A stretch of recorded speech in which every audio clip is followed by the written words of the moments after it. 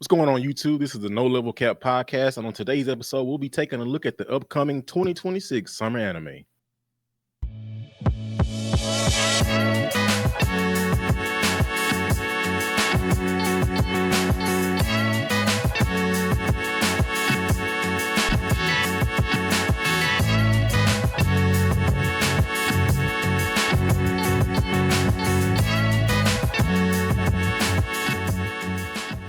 Yo, welcome back to the No Level Cap podcast, where we cover all things anime, all things gaming, and all things nerd culture with none of the BS. I am your host, Sage Ashford. These are my co-hosts, Devin Butts, Rakeem Beck, Terrence Flowers, Will Coleman. This week, like Devin said, we're covering all the anime for the summer anime 2020, for the summer anime season 2026. But this time, we are going to do this a little differently. Rather than a 2-hour video where we watch every trailer, this time we're going to head over to one of my favorite websites, livechart.me, where they keep track of not just every anime coming out this season, but every anime that's ever come out in the past, every anime that's ever coming out in the future. If you're enough of a fucking giga nerd to have ever wondered what anime came out the year I was born, or you just want to know what anime are coming out next year, that's the purpose of LiveChart. This time around, I'm just going to read the descriptions of a given anime. If it appeals to the guys, we will check it out. If no one's interested, we'll just move on to the next one. Is this a way to save time? Yes. Is this a way for me to subtly shift the blame to everybody else if we don't cover anyone's favorite series? Also, yes. Anyway, let's go ahead and get started. Coming June 3rd. Shit, this is already out. Yeah, this is all. I think this just finished, actually.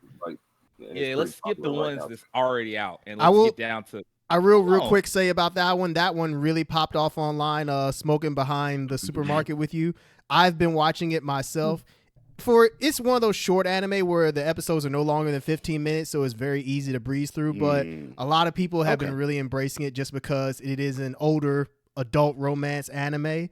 So as you can see, the lead man is 45. Yeah, according to that description. There's a bit of a discussion going around like, oh, I want more adult protagonists in anime, and why aren't there more romance series that do this? And it's like, as ever, the problem is you.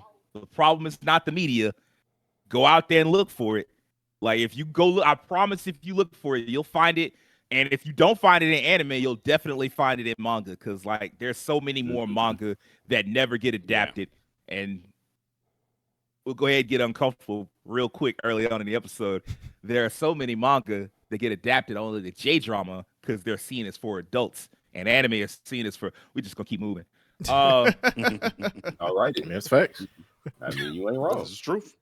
Let's get on down. Holy crap. Okay, so we'll start with everything that's not out yet. So we'll start down here.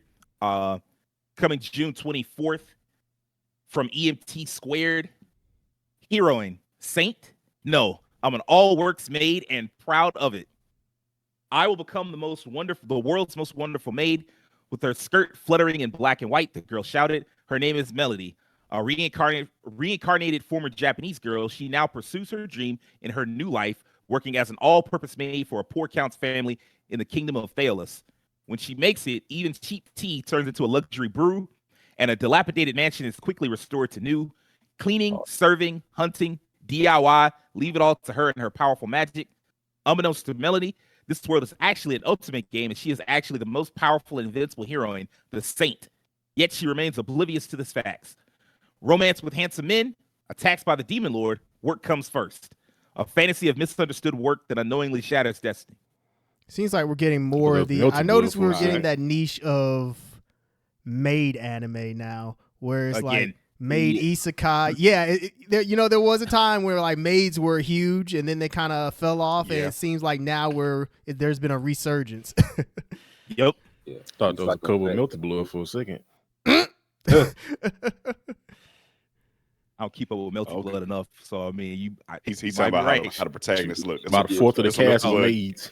That's how melty blood characters look. They be like regular people. They just regular clothes and maids.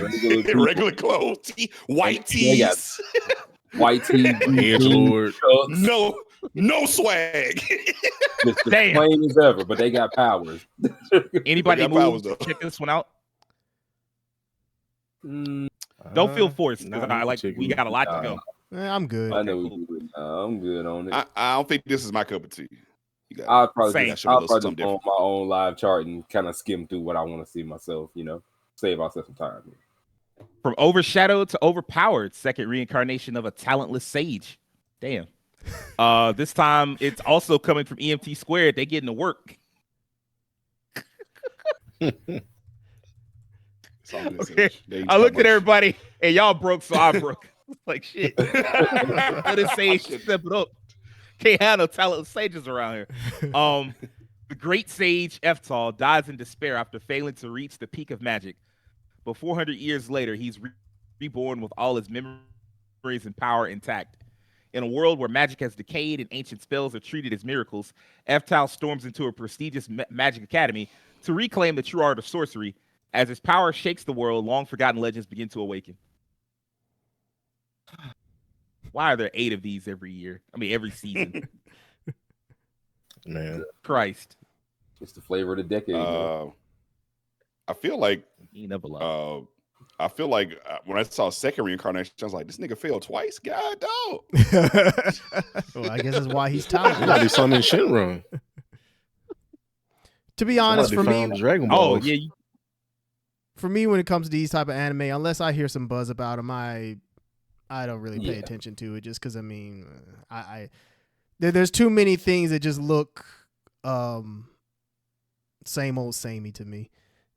Yeah, it's kind of running the mill. Yeah, even if it was I would be like, so it's just I. There are a lot of really good anime. There are too many good anime for me to tolerate something that's just I. So next up, The Cat and the Dragon, coming June 27th from OLM.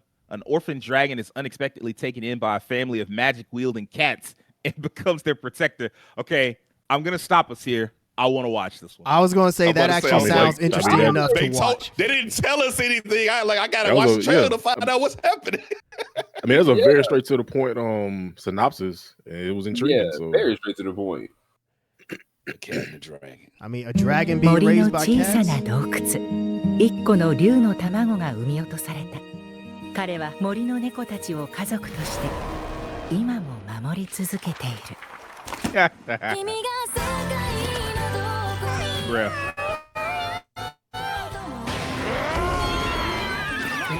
この子たちに笑われないように狩りと魔法をしっかり覚えなくてはな。 Does he have the ability? 好きなように生き、好きなよ So う the に cats definitely are talking here. それがこの森にいる猫たちの生き方だ。空に猫じゃらし。もしゃもしゃ広場でお祭りだ。親から見れば Wait, the dragon can transform into a cat? 子供だものの。あんたたちは本当にお母ちゃんの自慢の息子たち。驚くことがたくさんで飽きない。願わくば幸多からんことを。 Admittedly, it looks like one of those anime where they get to be cheap with the mouth flaps because they don't have to do too much with it because you just have talking animals. Cats. Yeah. Also, cat. I guess cat people gonna be eating good off that one. Yeah. I'm not a cat owner, but I am a cat person, and I am sold. It looks stupid enough, complimentary for me to watch it. At least give the first episode a shot. So yeah, fair enough. All right then. Yeah, true. The next one, The World is Dancing, coming June 29th from Sypic. In 1374, amid the turmoil of the northern and southern courts' long-running conflict, a boy named Oniyasha is born into a family of Sarugaku theater performers. He spends his days in a kind of quiet gloom, haunted by a simple but persistent question. Why do people dance? Then one day he witnesses a dance that he feels to be good, and everything begins to change. This is the story of the beautiful young boy who would one day shape the art of No and be remembered as Yami. I feel like it doesn't seem like we're starting to get more of these anime, or at least like, well, I won't say more in terms of it's not like isekai or anything like that, but it is surprising that this isn't the first anime that's addressed that kind of that has to deal with like Japanese style of dancing that's come out like this decade or even this year, I think. I know the last one. Subs on? Yeah, there we go. Okay.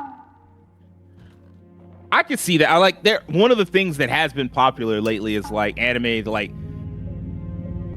which makes sense. Like anime that go deep into like Japanese culture tend to be like super popular. So it's kind of like, well, Apothecary Diaries isn't Japanese, but I mean, like the characters themselves aren't Japanese, but yeah, that stuff dealing with like Asian history has really started to pick up. But when it's animated incredibly well like this. But there's a lot to explore there if you go back in the history of different cultures. Yeah.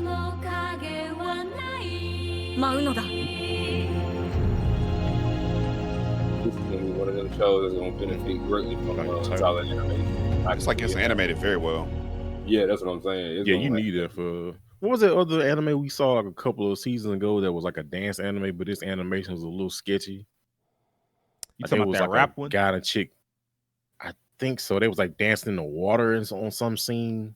It was like, man, if you're gonna do a dance anime, I think it should be like animated pretty well. Yeah, that is true. Dancing requires fluid animation, so anytime you take that on, you got to be up to the task. This reminds me, even recently, they made like a battle rap anime.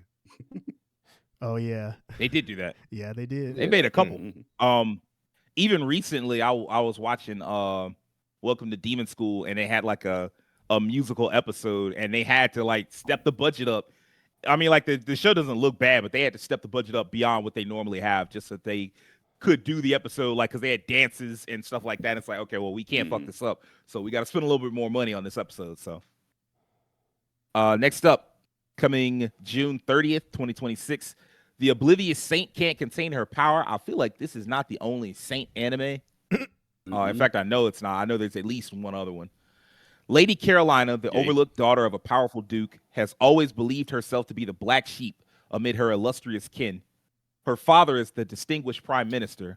Her elder sister, a prodigious mage, destined to become their nation's next saint. In comparison, Carolina resigns herself to a quiet existence in their shadows until a sudden and unexpected royal decree, alters her destiny, thrusting her into a political marriage with the formidable, bloodthirsty prince of the neighboring empire of Malcosius. Determined to prove her worth, Carolina takes a bold step into a world fraught with political and mortal peril. As royal obligations intertwine with hints of true love and the stirrings of her own latent power, Carolina moves ever closer to understanding what it means to be truly exceptional. That's a lot. That is. Yeah. There's a lot going on there. Mm-hmm.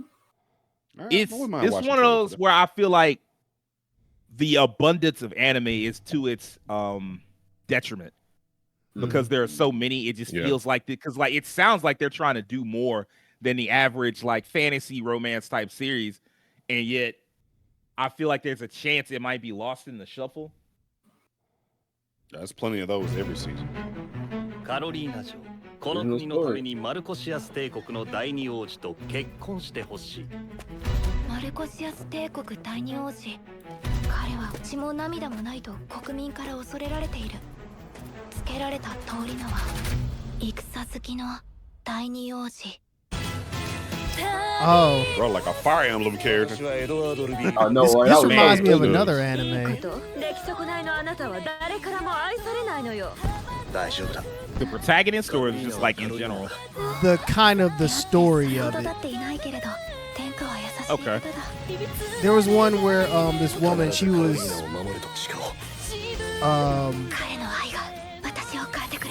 going through like different timelines where it always ended up the same way with like the main bad guy like taking out her country, and then she ended up in one timeline where she actually ends up marrying the bad guy and finding out that the reason why he became the way that he did, or the reason why he attacks her country and everything. It just reminds me a little bit of that. Yeah, I can't think of the name either. The description hit me, but I can't think of the name of the show. But I know what you're talking about. That show does sound familiar. It's one of those villainess anime, I believe. It's not a villainess, but it kind of feels like that. I'll put it that way.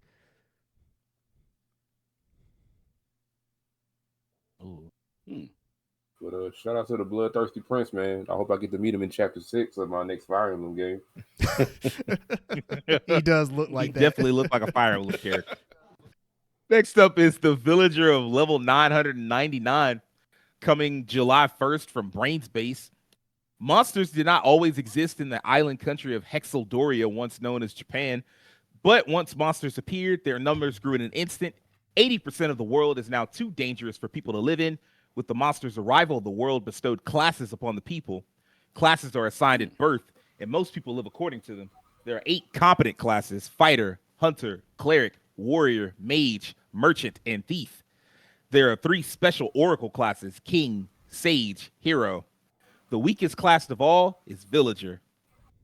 Damn, you just a villager. However, Koji Kagami became level 999, the highest level that no one had ever reached before.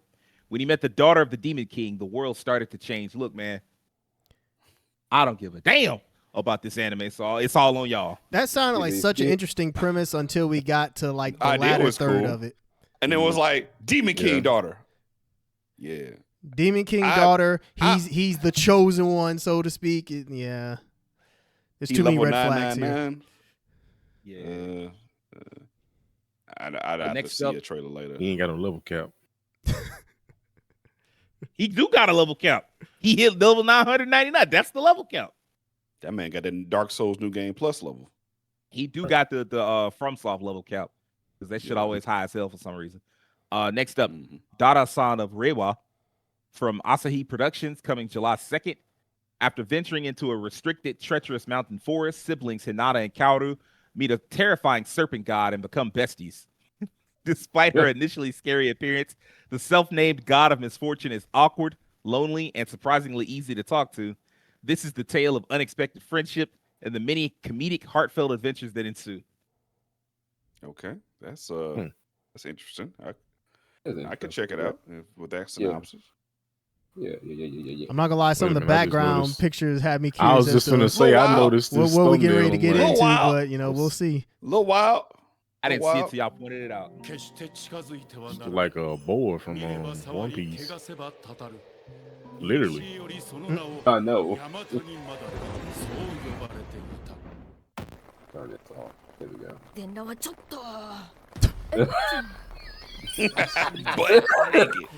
You're kind of buck naked. No, buck naked means you're really naked. Not kind of. It's like a Orochimaru.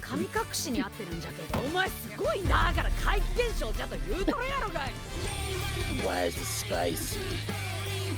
恨みがあるんですか？誰かに。たたるん。恐れおののくがい。喋らへん方が道理通じなさそうで怖いと思う。話しかけられたからついね。お前ら最初から昼間なさすぎじゃろ。へじゃねえ。もうちょっとおぞましさ。The faces in this are interesting. Man. ダラさんとか。それくらいが今のわしにはお似合いなのかもしれん。What the? What? So why does she have? I guess she's not like, traditionally it's like the tail starts at like the midriff, the torso. Yeah, the torso. But in this case, it starts at like the bottom at her ass, at the cheeks. It's like, but now a snake with cheeks. Now my question becomes, how did you put those on? I got a lot of questions because I'm very confused. She was born with them. She like woke Final up like Fantasy that. 7. Flawless. When you get turned to one of the pilgrimages, the travelers, they just got the tire on. You just got it on. That is true. Shit, I guess it just matches up with the beat. They put it on your back like James Brown right there. They're very much. It feels like they let the ecchi get in the way of the other elements of it.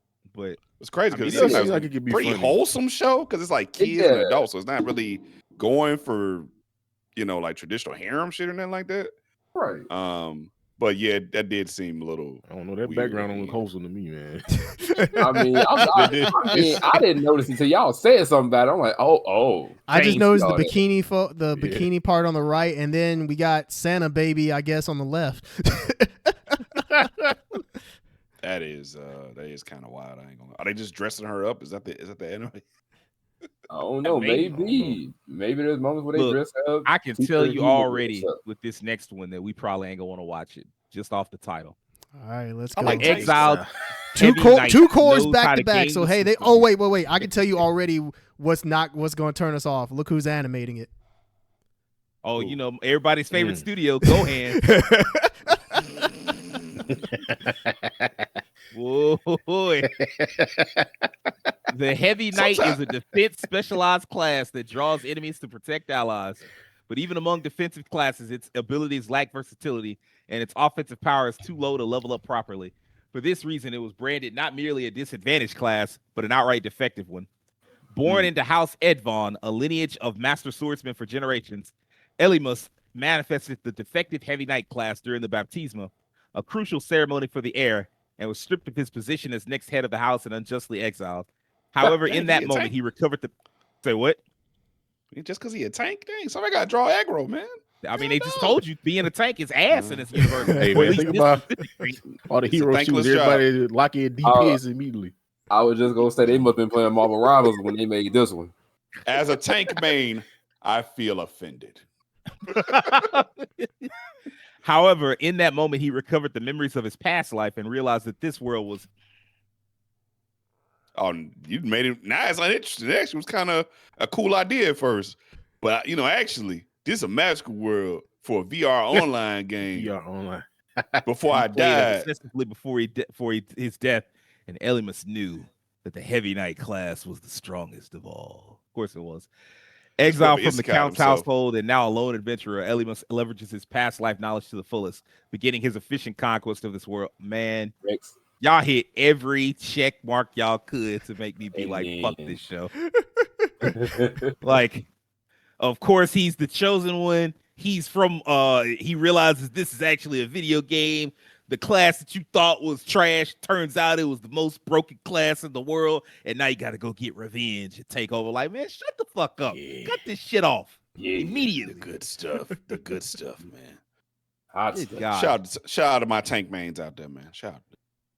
I mean, that part is cool. They got another anime with tank character. Was it the nigga with the strongest defense or whatever the fuck? Oh, yeah. Had one of them long ass names, but it was straight. Shoot, the girl with the shield or whatever that anime was called. Like, that one was good. Bofuri. That's another one. Yeah, so, Bofuri. You got multiple with me. Because I'm thinking of a one with a dude. I forget what it was called.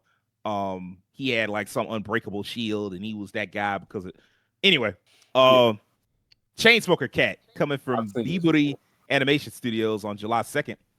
Welcome to Yanni's apartment. Please don't mind the smell. Yanni is a cat girl with a seriously bad smoking habit. Every time she tries to quit, she becomes weak to the cravings and gives in almost instantly. Behind on her rent and unable to hold down a job, her friends and her sister rally around her to help out. But when she's using her pee to put out cigarette fires, they may just have their work to cut out for them. What the fuck is going on, man?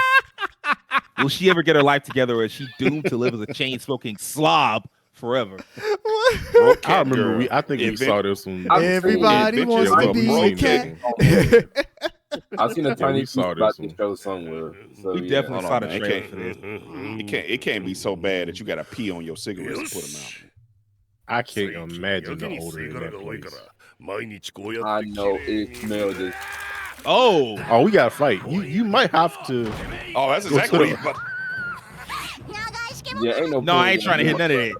You got to run my hands at that point. It's your landlord. I challenge you to a duel. Damn! Power all right. Oh, it ain't that bad. It ain't that bad, bro. I'm sorry. It is not that bad. I'm not gonna lie. We got doo-doo cigarettes. This is weird and like goofy enough to where it could actually. Hey, what are we doing, bro? Hold on. She's shooting. What is happening? What is going on here? What? Ugh. If you watch anime long enough, you know what that means. I know what that means. Ain't no way you smoking this hard. I'm not gonna lie, it is weird enough that I'm actually kind of interested in terms of like the comedic aspect of it. Because the thing is, it looked actually pretty funny. It does look funny. This like old school, old anime weird, like yeah, that you're right. Weird to be weird instead of like specifically aiming at like one group. I kind of dig that. Yeah, you are right. It does have like an old school anime feel where those anime just didn't. The anime didn't like those older anime. Some of like the comedic ones just didn't give a shit about like whoever they appeal to is just who they appeal to. Yeah. Yep. That's definitely what that is. Out here debuffing herself with shitty cigarettes is crazy. That was crazy. Literally, I was like, man, if it ever get that bad, that's a life-changing moment. That should be the moment where you like, okay, I gotta quit. Because even if you just had the thought of like, can I save these cigarettes? Like, no, you can't. It's time to quit immediately. I can though. I just need that one. Next up, feces. Oh God. Next up, Kaiju girl Caramelise, coming from Leiden Films on July 2nd. Kuroi Akaishi just wants a normal high school life, but that's impossible with a rare condition that turns her into a giant kaiju whenever her emotions spike. Damn. Things get even worse when she falls for Arata Minami, the most popular boy in class. Now every blush, heartbeat, and crush could trigger a monster transformation. Can Kuroi survive high school love before it destroys everything around her? Shit, probably not. Ew. Nah, it can't. And I can definitely see the comedy in this show more than anything now. Is this going to be one of those where she like turns into a giant and the guys who are see into her that? Crush her. See her crush and all of a sudden she got I love tall girls. I'll climb that tree, that beast. So does she turn into like an actual like Godzilla kaiju? Godzilla. It looked like it. Don't look like she turned into like no cute version of it. It looked like she turned into Godzilla in this bitch. She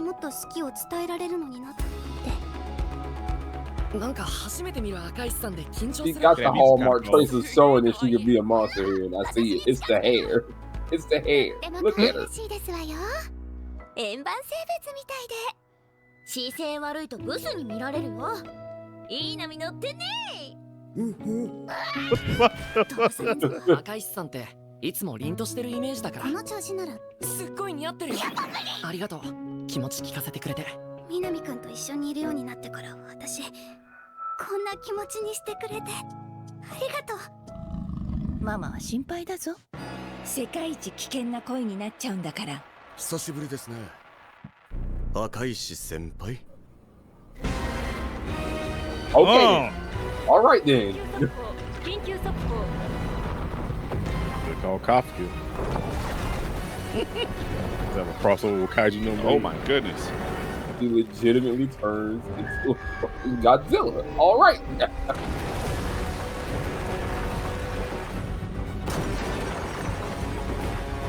It was so cute, and then it turned into straight terror. I'm gonna need this man to stop flirting with that girl. Yeah, you definitely. She got to learn how to turn her emotions off. Yeah. That actually looks interesting. Yeah, I agree. It do though. I got to give it credit, but man, that also, in its own way, looks old school anime where it's just like not afraid. It's not like that. You didn't get the fan service at the end where it's like she turns into a giant monster girl. It's like no, she turns into fucking Godzilla and just lays waste to like the city around. Like, oh, okay, now we on to something. That makes sense. Dun, dun, dun, dun. Here we go again. I became a legend after my 10-year-long last stand. Coming July 3rd from the studio Gecko. Luck, an S-rank mage in the hero's party, makes a last stand against the Demon King to save his companions. When he finally returns victorious, 10 years have passed, and the world praises him as a legendary hero who died in battle. Unable to reclaim his former life, Luck conceals his identity and begins again as Locke.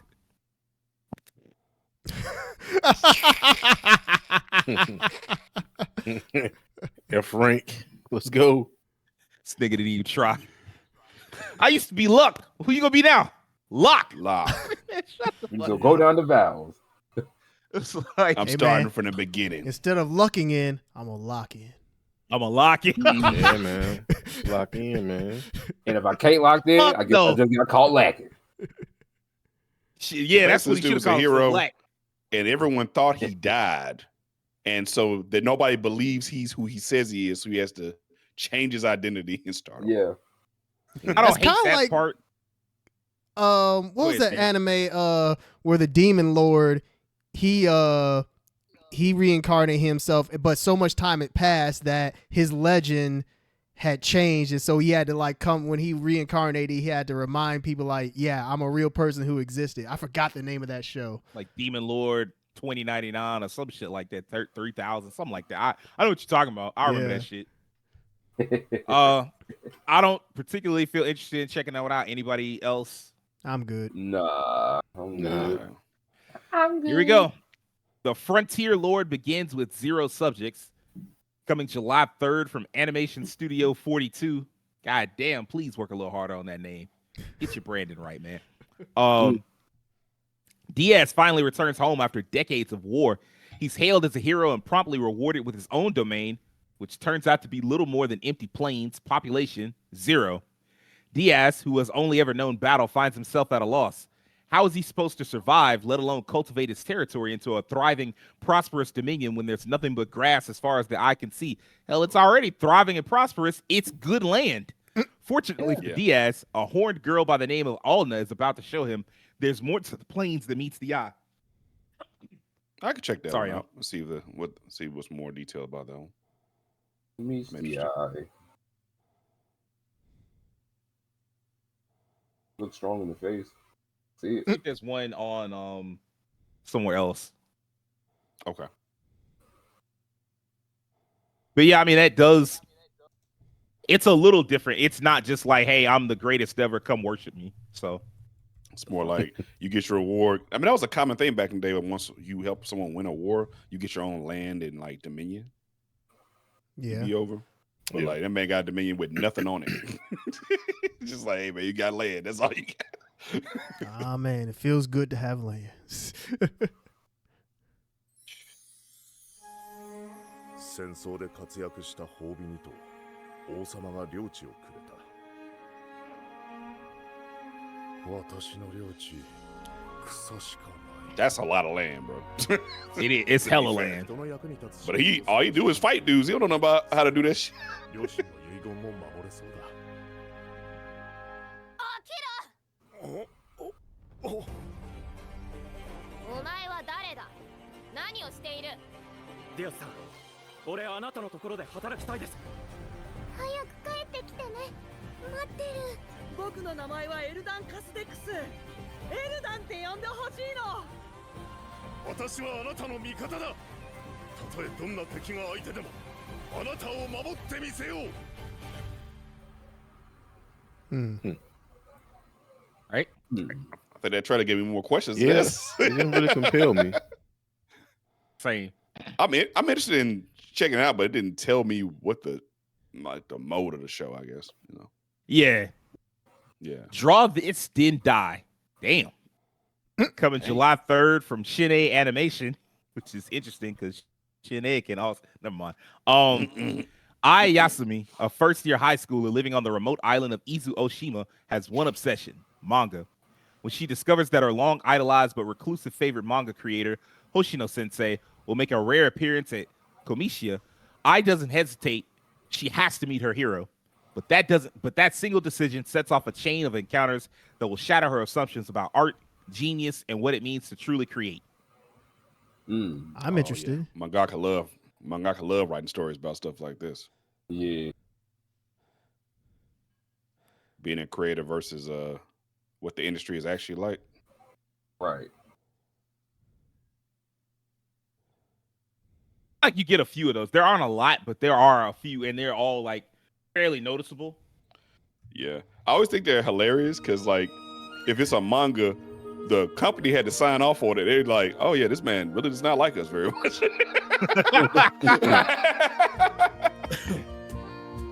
Hey, for them, as long as it makes money, that's what counts. Yeah, at the end of the day, they need more content. The stuff that they poke fun at is just out of your control as a creator. It's like sometimes it's just the deadlines, or sometimes it's just like coworkers that you just don't like, but like, that ain't necessarily got nothing to. That's life, a magical mascot? It looks like it. I don't know if the mascot is like real or is like a figment of her imagination kind of thing.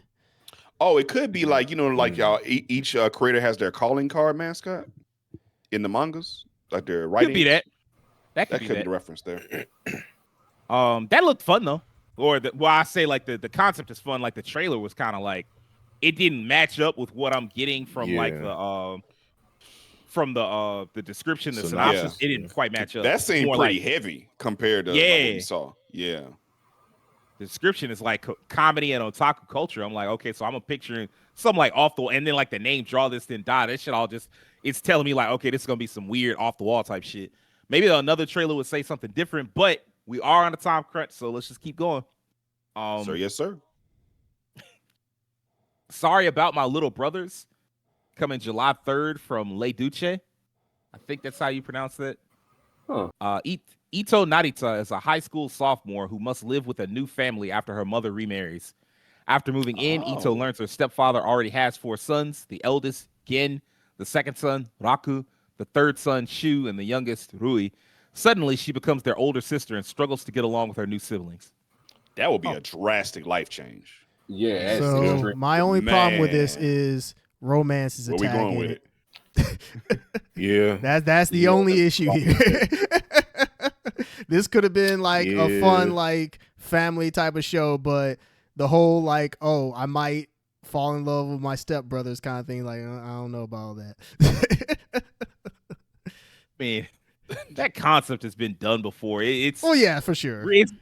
It's really porn that kind of ruined it for everybody. Yeah. It's like it definitely did. If you're a high school sophomore and suddenly they're like, you got 4 brothers, it's like, do I though?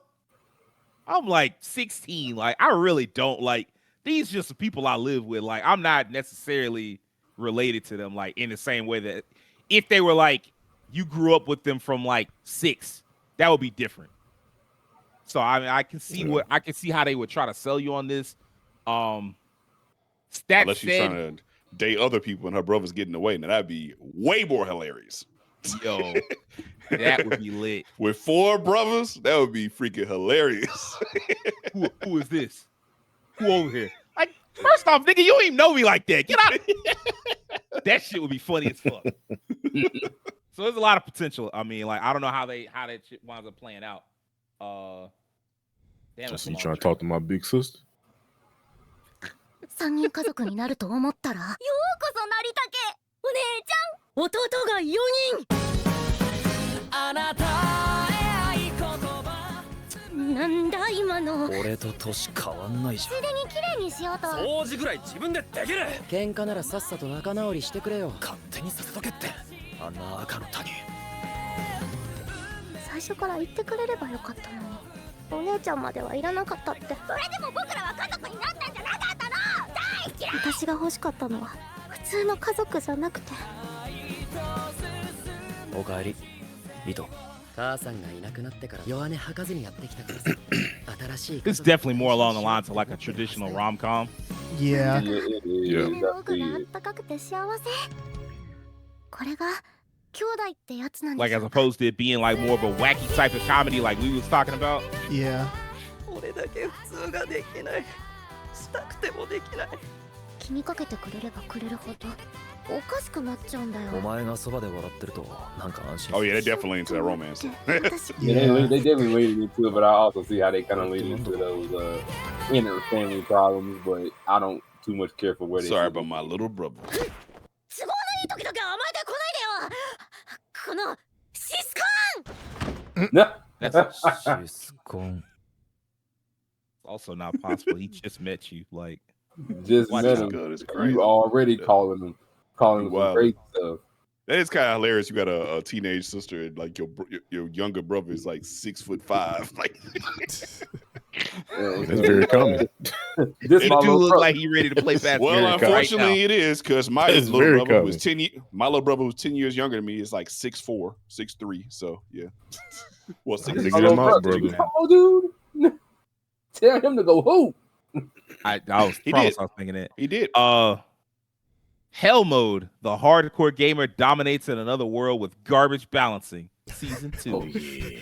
Coming July 3rd from Yokohama Animation Lab. Did we care about Hell Mode season 1? No. I don't even remember Hell Mode like at It's all. like a Shangri-La ripoff, or Shangri-La Frontier. Kind of that's why I'm in not that Shangri-La, good, yeah. which I do Yeah. like Shangri-La a lot. So Yeah. Everything Shangri-La can't Frontier be is very Shangri-La good. Frontier though. Exactly. I like his Black laser sword, Torch. but, Yeah, now this one has some yeah, has that's a why lot I of wanted hype to behind watch. it. Yeah, boy. Coming July 4th from 100 Studio. Although he may appear rough and tumble, Jiro Azuma's compassionate side emerges when it comes to the furry critters he can communicate with. But Jiro's soft spot for animals gets him in major trouble when a suspicious stray cat fuses with him, granting him exceptional power, but also dragging him into humanity's hidden battle against powerful Japanese spirits, Mononoke. Yeah, like y'all said, there's been a lot of hype behind this one, so yeah, I am excited. They were talking about this There's anime always- last year. Like, they announced the English dub cast like a year in advance. It was crazy. There's always one like major shonen like every like period is like gets them a lot of hype behind it. It feels like.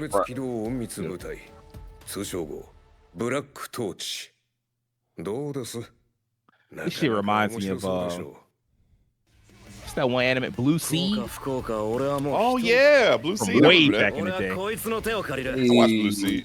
I got that. Oh damn. Oh shit. 決着をつけるまでは久しぶりだなラゴ長き眠りから覚め我々に力を貸せ俺は誰のものにもならねえよクソったれ、てめえ一人で勝手にんじゃ一丁ここらで初任務本番といくか Okay, all right.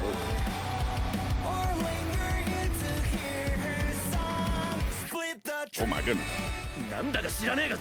Bro had the whole Nappa mouth cannon. Man, what?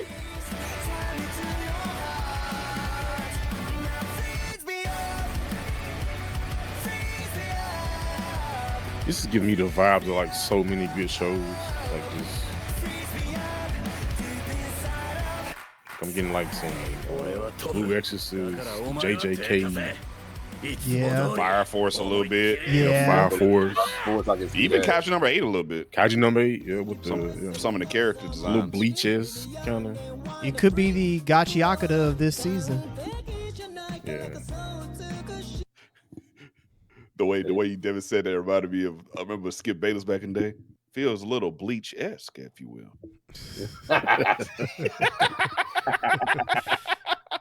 Dare I say Bleach-esque? Oh my gosh. I'm interested. I'm gonna definitely keep my eyes open for that one. That's gonna be one of the ones that goes on my Black Sword top of the near the top of the watch list. There are others that I'm more excited about. We'll get into later. Recommendation from Mr. Iwamoto coming July 4th from Studio Dean. 1910s Iwamoto Kodo, who attends Suho Junior High School, which reports directly to the army, was investigating paranormal phenomena all over the country, according to military instructions.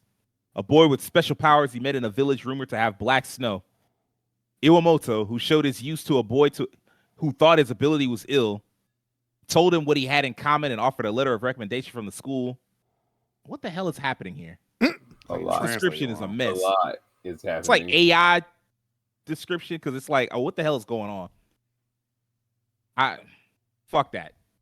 Yeah, this is why we got no choice but check out the trailer. What the hell is going on? Something going on. School, military, boy, ill. It's ill. Let's go.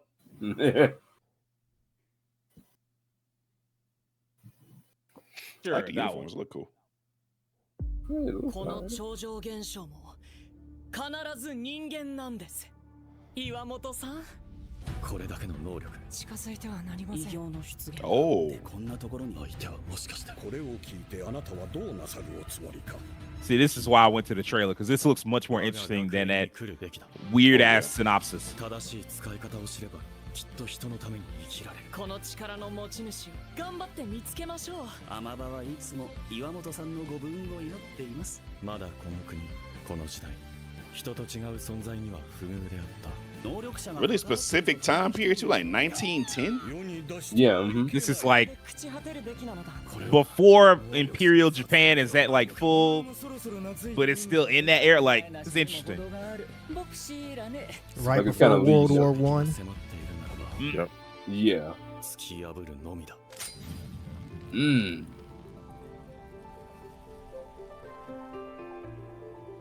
That looked a lot more interesting than I thought it was going to be. Yeah, it did. Ah, just man, think they look sometimes cool that's in why you costume. can't trust them synopsis, man. Sometimes Yeah, you some of gotta, them like, synopsis go ahead. You definitely can't always trust synopsis. That's true. Yeah, Gotta watch the trailer to see what's what. that one, along with this one. Yeah. That look good. This is Black Our Torch. eyes open on Yeah, that we one. This on next that. one, We on- I got my eyes on it too. Yeah, same. A lot of people have their eyes on this one. Which is interesting Jaadugar- because like Science Soru, I guess they're doing this and Ghost in the Shell in the same season, huh? The same season. Yeah, that's Yep. crazy. Science already working. Jaadugar, A Witch in Mongolia. This is based on a manga, like a fairly popular manga, I believe it was. Coming from Science Sorrow, airing July 4th. There was once a young girl in the 13th century slave markets of Iran. This is a tale of a witch who toyed with a vast continent. After losing her mother and being torn far from her homeland, Sitara found herself utterly alone. Still young, with no ability to survive on her own and no hope for the future, she is taken in by Fatima, a kind-hearted lady from a family of scholars. If you study and become wise, no matter what trouble befalls you, you'll know the best way forward. Okay, there we go. Deeply moved by the words of Fatima's son, Muhammad, Sitara came to understand the possibilities and importance of knowledge and begins to deepen her education. She dreams that one day she might catch up with Muhammad, who has set off on a journey in pursuit of wisdom. Meanwhile, under the reign of Emperor Genghis Khan, the mighty Mongol Empire continues its unstoppable march, conquering nation after nation and expanding its influence across the world. That boundless ambition finally reaches Sitara's city. At the hands of the empire's fourth prince, Tului, her peaceful everyday life comes to an end. Having lost everything, Sitara vows revenge against the all-consuming empire. That's a very interesting concept. This sounds tough. いつか見た B-2 の世界地図。私はその果てまで来てしまった。 What a creative art style, too. Oh yeah, for sure. Like that was the thing that's honestly stood out to me the most. Is like, oh wow, it does not look like a traditional anime. This shit kind of, not exactly, but it kind of reminds me of Ranking of Kings in its art style. Yes, I can see that. I was thinking the exact same thing. I can totally see Not that. great. Kind of almost has like those old DreamWorks vibes in a sense. Like no, not DreamWorks, but kind of like was it Don Bloom or Don Bluth? Like his old films. Don Bluth, yeah. Yeah. I would have said it reminds me of like the old school back when anime used to do like adaptations of popular novels, children's novels, stuff like that. Yeah, that reminds too. me of that. 軍事力と権威のねじれはきっと不幸の種になると大舞台に嫁ぎ生かされたこの時を待っていたのです二人でなら嵐も起こせましょう Yeah, I'm gonna tap in for that one. Yeah, I'm with this one. Soundtrack busting too, yeah, dope. Soundtrack was nice. The animation was cool. The plot was interesting. See, And this it's is unique. like when you have shows like this, it's a reminder. Like people be like, "Oh, all anime is the same." Like, no, it's not. No, it's No, not. it's bro. not. No, it's Or not. even just people who say like anime doesn't hit the same. It's like, man, you And you ain't get on looking a at it. website like this and actually look at what's coming out and see what interests you. And you don't have to watch the same old stuff. Like if you're tired of isekai, don't watch isekai. Yeah, Exactly. arguments never make sense. It's the same as the gaming argument, and it just people just don't be tapped in like that. That's really just the end all. That's be all. it. It's the same, really, in any. They don't want to whether be it's tapped in. That's what it is. video games, whether it's music, whether it's movies. It's like, hey, man, if you went and looked, you'd find find some of the stuff that something. you want. You not Yeah. looking, and that's what your problem is. You just Or your expecting taste is it just to very be- limited. That could be it too. That's why I said at the top of the episode, I said, hey man, the problem usually is with you, not the medium itself. Like you not putting in the work, you expecting it to just be handed to you on a plate, and that's not always gonna happen. So But yeah, I mean, I'm glad that shows like that exist to just continue to remind everybody, like, no, it's creativity out there if you want it. Next up, Grow Up Show, Sunflower Circus, coming July 4th from A1 Pictures. In the 1950s, set against the backdrop of Japan at the very height of its era of rapid economic growth, a time when the circus stood at the center of entertainment, seamlessly woven into the fabric of people's daily lives. Vying for a coveted spot in the circus collection, a global festival open only to the world's most elite troops, countless circus companies travel across Japan, performing as they go and engaging in fierce daily competition. As the story unfolds, the Sunflower Circus is being led by its ringmaster, Maria. While struggling valiantly against their perpetual financial woes as they tour from town to town, the Sunflower Circus receives a new arrival, Misaka Tsurumaki, a true circus prodigy who joins their ranks due to certain circumstances. Was Misaka's run-in with the Sunflower Circus a matter of chance or destiny? The one-of-a-kind circus show envisioned by girls chasing their dreams let the show begin. Shit, that's a hell of a unique pitch too. Yeah, that's very. And it's an original. Like it has it up there. It's not like based on a manga or anything. So that's pretty dope. Oh my god. She definitely not good. That and the fact that A1 Pictures is doing this, that already makes it something worth checking out. Yeah, like I said earlier, shout out A1 Pictures, man.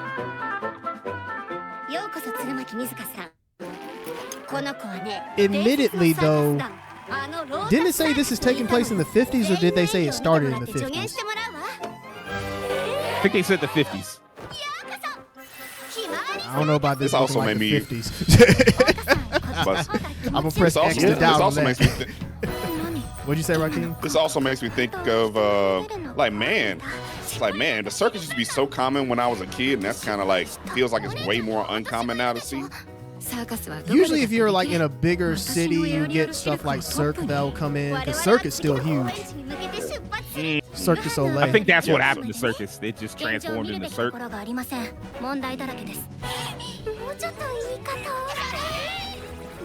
Man, you know what kind of... It's gonna sound weird.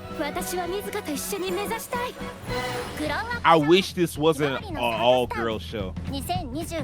I can understand where you're coming very from. Least, I wish that the girls had like varying ages instead of them all being like these young, cute, whatever. Like I wish there had been like some older, like grandma type age, like people that have been there for years, decades, like that type shit, to give you a more varied perspective instead of it just being like, oh, look at all these cute girls. Like, I don't know. Yeah, I know. I get totally what you mean. It feels very much like cute girls doing cute girl things instead of something that could have truly been unique. It is unique, but I feel like they're not doing enough unique stuff with more could have been done. That idea, yeah. Next up, The Ogre's Bride, coming July 4th from Colored Pencil Animation Japan. The Ayakashi and humans coexist in harmony. The Ayakashi, having superior abilities and beautiful appearances, sometimes find their partner among human women, making them their bride. The bride, in exchange for bringing prosperity, receives absolute love from the Ayakashi. Yuzu is constantly compared to her sister, a bride of a demon fox, and is resented by her family every day. One day, when Yuzu just couldn't take things anymore, a man appeared before her on a bridge. This man is the most beautiful man Yuzu has ever seen, and he's calling her his wife? The most powerful, cold-hearted Ayakashi is pouring his heart out for Yuzu. Man, I see this, and you know what I think of? All them arguments complaining about nerd boys finding like the nerd boy romance animes. Man, they be like, where's the ones where the girl hooks up with some super hot? I'm like, it exists. It exists. It's out there. You just chose not to go looking for it. You just wanted to complain about the shit that is there. Anybody move to check that one out? It sounds like the lesser version of there's an anime already like that I actually quite like, but I can't think of the name of off the top of my head. Is it that one on Netflix you think it about? Yeah, it is the one on Netflix. Okay, I know which one you talking about. Yeah. We talking about something else then. Yeah, I just can't think of the name of it, but it kind of sounds like that to me, but just not as good. I'll put it that way. I thought it sounded like Ancient Magus' Bride just a little bit. I can see that. Yeah. I can see that too, yeah. Now, let's get to some important shit. I was about to say I saw it. I was like, "You ready?" 2 back-to-back Magical Girl shows. Yeah, we hit the mother load. Let's get going. Magical Girl, man. You know what? Fuck all that. We playing the trailer. It don't matter. Yeah. What the trailer got? What they talking about in this bitch? Viewers, if you're watching this, you can clearly tell Sage fuck with Magical Girl. I fuck with Nanoha in particular. I was specifically Nanoha. Specifically Nanoha. The White Devil returns. Not the one that everybody worried about on Juneteenth. Not that one. 本件をきっかけに管理局外局特例調査機関エクシーズを立ち上げることを決めました。 I know, right? エクシーズは世界が崩壊する危機を救うための組織であり、そのための現地の人材を探しています。次の舞台は地球とよく How long has it been since the last Nanoha? 危険生物の大発生による被害。 How long has it been since the last Nanoha TV series? Yeah. 20 years. Damn. God, talk. But in that time, they've done spin-offs that have been on TV, and they've done films, and this takes place in the film timeline. Okay. Sound like a video game title. I was just about to say, go ahead and give my game. Gunblaze Vengeance. I'm so excited for this. Basically, one of the things that is interesting about Nanoha is that it takes place in like a multiverse, and they're pretty open about the characters being capable of going from multiverse, like universe to universe. And so sometimes they'll just go to another universe and solve problems there. And they've gone to another Earth, and on this Earth, they're dealing with like this infestation of like alien enemies or whatever. I forget the name of them. There's already a manga out for it, and the manga is more of like a prequel that leads into what's going to happen in the official show. I'm so excited for this. I have not seen the first or the last 2 films, which is probably like I need to go ahead and get on that. So I'll probably try to watch. I watched Nanoha movie first a couple months ago. I'll watch movie second tomorrow, and then I'll watch the next 2 just in time for this to come out. But yeah, I mean, like, I'm super excited for this one. I'm so happy to have it back because I just can't believe like it's been gone for so long. Like Nanoha official has been gone for so long. Like Terrence said, it's been 20 years. Like it's rare that you get series to come back like that, but Nanoha has always had like a kind of a bigger, like, what's the word I'm looking for? Like a cult following than most anime. So along those lines, you got Magilumiere, Magical Girls Inc. Season 2. There is no synopsis. Coming July 4th from JC Staff. Man. I assume you finished all of season 1.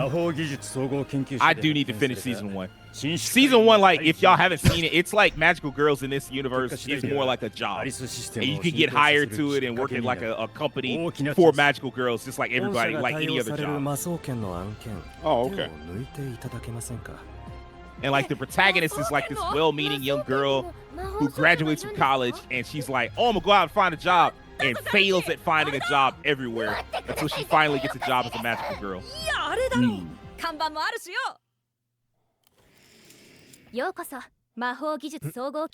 Plain people will probably sign up to be a magical girl nowadays with the job market the way it is. They probably ain't hiring either. Hell no. Probably gotta have 10 years of experience for the entry level position. It's like, sorry guys, we just had layoffs. There just ain't a lot of monsters to fight this year. I'm sorry, man. But it's hella monsters to fight. Yeah, but we making the existing magical girls go fight. They got it. They got it. We don't need you.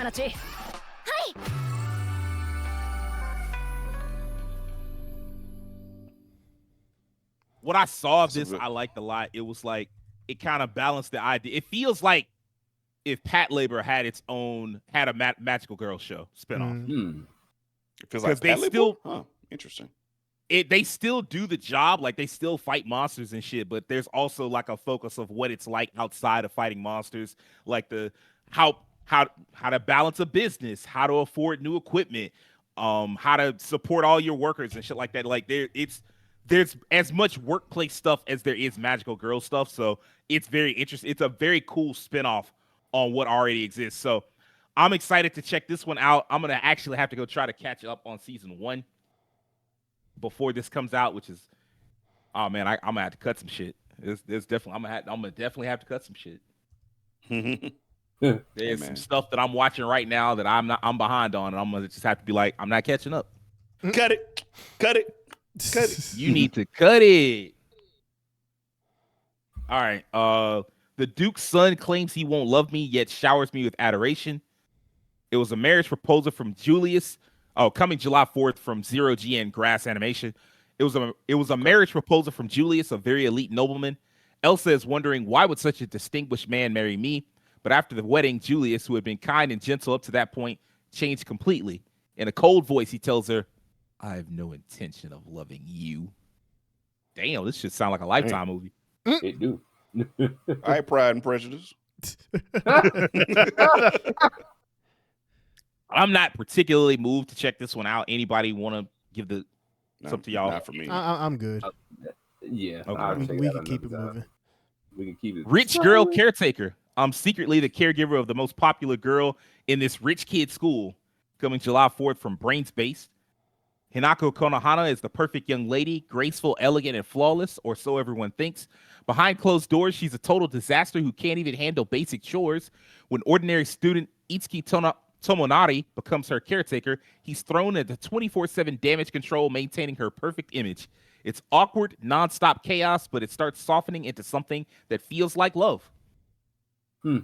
Up to y'all. I want to say that reminds me of something else, but I can't think of what.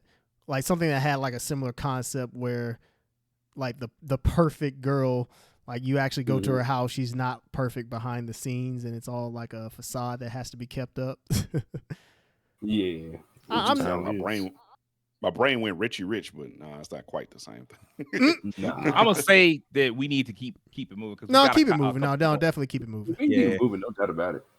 Let's Go Kaikigumi, coming July 5th from C Station.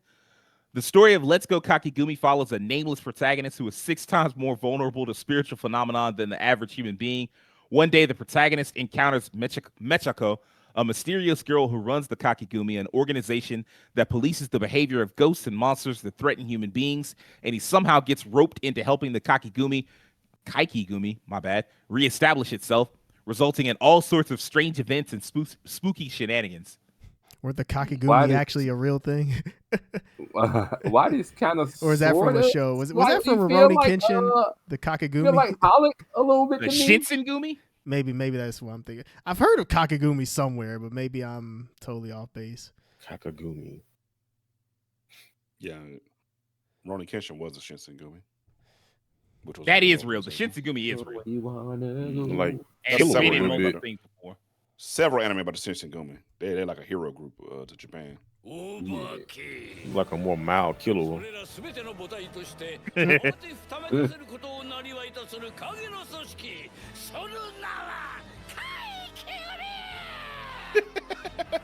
Boy, you have the title. Was talking to me, man. This is not what I thought this anime would be like. Man, they said it was gonna be a comedy.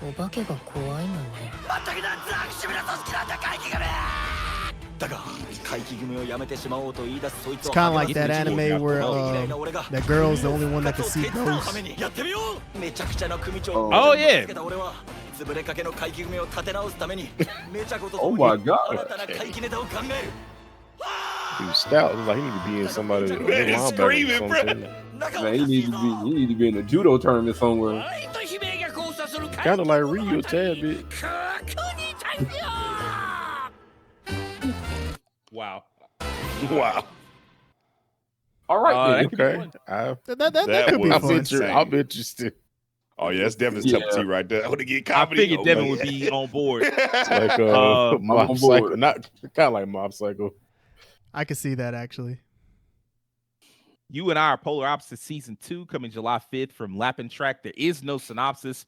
None of us were particularly locked in on season 1. I don't think so. I wanted to watch season 1, but I just didn't. But yeah, you can go ahead. We can go ahead and go.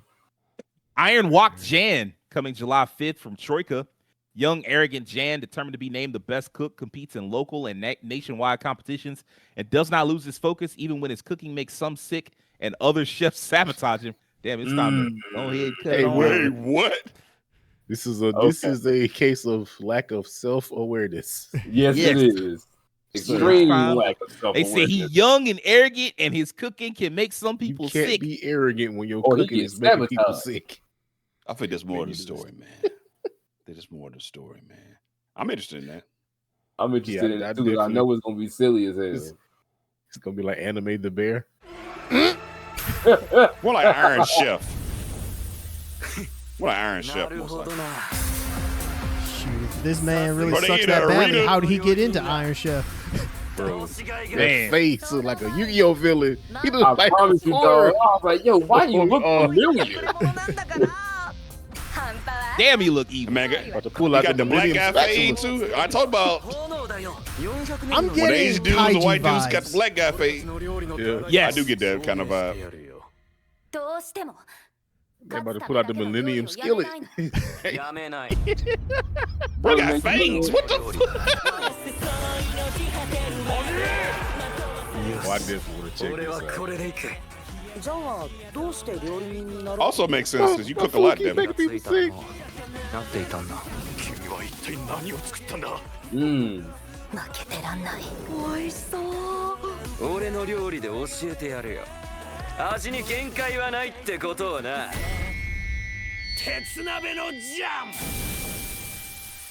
am definitely watching this. All right. Gonna give me that competition, baby. I can tell you already, nobody's watching this next one. The World's Strongest Rear Guard, coming July 5th from Maho Film. Corporate slave Arahito Atobe's death in a freak bus accident marks the beginning of his new life as a kind of adventurer called a thinker. You got hit by I like how this is because of the poll. You hit read like a fourth of we just like, oh brother, this guy stinks. This guy stinks, man. Here we go. Hey man, reborn into a fantasy world, he settles into an unknown job class called Rear Guard. Okay. Capable of providing his all-female. You get it? Rear guard? You gotta watch the back, man. Gotta watch the back. With critical attack, defense, and recovery supports, and it comes with an added bonus. Simply being at the back of the party line increases his companion's fondness for him. Freed from the shackles of corporate life, Arahito is eager to start fresh as a newly minted seeker. Look, man, I'm not even gonna ask. We're moving on. I was gonna say, who's that? Nice. Hey man, you gotta look at him from behind, man. I'd be good, man. The 100 Girlfriends Who Really Love You, season 3. You know what? I do want to check out season 1. I heard this is pretty solid as harem anime goes. I've heard it's very funny and it's that's a hell of a harem. It's like Battle Royale harem. Well, that'd be Sekiro, Battle Royale harem. Literally. True. Man, I remember Sekiro. Oh man, wait, hold on now, Kyoto Andy. Oh, from the next one, Sparks of Tomorrow, coming July 5th from Kyoto Animation in an alternate version of the early 20th century where technological progress evolved along a different path shaped by steam power. Kyoto is blanketed in constant smoke. A boy, hardened by the loss of his brother, grows distrustful after the shared dream of an age of electricity is cut short. A deeply devout girl hides her dreams and regrets for her deceased mother deep within her heart. When the two cross paths, they set about exploring the secrets of the 20th century electrical catalog, a glimpse into the future they long for. Together, they must confront their pasts, and carve a path toward the future they once believed in. Okay. That sounds very interesting. All right, so my question now, I need to know who's writing this too. Because this is who I think it is. It's gonna be fire. This shit gorgeous. And it looks good. Kyoto Andy don't miss, bro, when it comes to animation. This shit looks tough. 目録がなきゃ俺臆病なまんまなんだ。お兄さんを信じるお手伝いがしたいんです。おもろそうやからうちも手伝う。じゃあ私も。一緒に未来を見よう。Make me to watch this and probably be a little obnoxious about it. This look kind of tough. Hold on now. Kind of gives me Lord of Mystery vibes a little bit. I'm definitely watching this. Watching tomorrow. Lord of Mystery meets Dr. Stone, kind of. That's a unique one. I definitely thought Dr. Stone was too early when he was reading. It's time. Yeah, I like that one. I'll definitely check that out. It's time. Exactly what King was talking about. It's time. Yeah. Go ahead and run that trailer, man. It's time. Go ahead and run it, man. Because the end of season 2 was wild. Man, it was. Hey, Charmander. 師匠に稽古をつけて欲しくて連れてきた。いい目してやがんな。一体誰を切りてんだ？龍神よ。 Good luck with that. Yeah, you're not gonna be able to do that. Oh, she getting a whole training arc. She is. This is essentially gonna be her side of the story, huh? Yeah, everything she's been through in this time. That makes sense. Shit, old boy, he got a family, kids. Grown now, like, yeah. She ain't. もっと強くならなくちゃ。エリスはあれと肩を並べようとしているの。魔術師がルーデウス、剣士が私。ルーデウスは。This was sick, actually. You know, I wonder how people will feel the fact that it's focusing. Instead of, like, for those who don't like Rudius, the fact that this is going to focus on her, I wonder how people will like gravitate to that part of it. I don't know that would help them. From what I heard, from what I read, this is going to be a couple episodes longer to include like a 2-episode training arc. Like, so it's really only focusing on her for like 2 episodes, and then it goes back to Rudius. But I mean, like, if you get to the end of the season, season 2, he not the same dude he was. Like, aside from, he is like, you know, married to 2 chicks, and obviously Eris is going to be his 3rd wife. I mean, that's pretty much obvious at this point. Yeah. But other than that, he just not the same dude he was when you started the show. Like, everything about him is different now. And so, like, I if you stuck with it this long, it's just not going to register to you some of the weirder things that he did in the first few episodes of the first half of the first season. Like, it's just not going to register no more because he's not the same guy. I also know that there are some plot twists coming that's about to make this show really interesting. So I'm excited for this. Obviously, I'm hyped. Me and Keem hyped. Terrence, how far did you get into season 2? Don't even ask. I just have to get back into this. It's worth going back if y'all haven't tried it. It's worth trying. Yeah, I'm gonna do the thing. I cannot say how contrasting the beginning of that season 2 to the end of season 2 was. It's crazy. Big difference. It's all emotional and it's still all about getting family together. But yeah, I agree. Yeah. Goodbye, Lara. Coming July 5th from Kinema Citrus. Long, long ago, there lived a mermaid princess named Lara. She was raised with love by her father, the king of sea, and her sisters. One day, Lara fell in love with a human prince who lived on land. It was a forbidden love, one that was not allowed in the world of mermaids. Still, Lara journeyed to the surface. With a potion given to her from the witch Grace, she became human. It's just the Little Mermaid? I was going to say it just seems like the Little Mermaid, I would assume. But the potion came at a cost, failed to find true love, and she would turn into foam and vanish into the ocean. This is just the Little Mermaid. Though she was a princess of the sea, Lara chose love, yet her wish went unfulfilled and she vanished into the sea. 200 years later, never mind, Lara awakens once more in Lake Biwa to finally search for her true love. Huh. So kind of like she's kind of like the Little Mermaid reincarnated. Yeah. Okay. Reincarnated. Well, we were talking earlier about anime with that old school vibe. There you go. Yeah, and I was gonna say this is that like that 80s, like that early 80s vibe. Maybe a little earlier.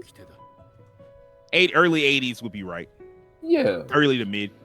Like you said, when anime used to adapt like fairy tales. Classic novels. Yeah.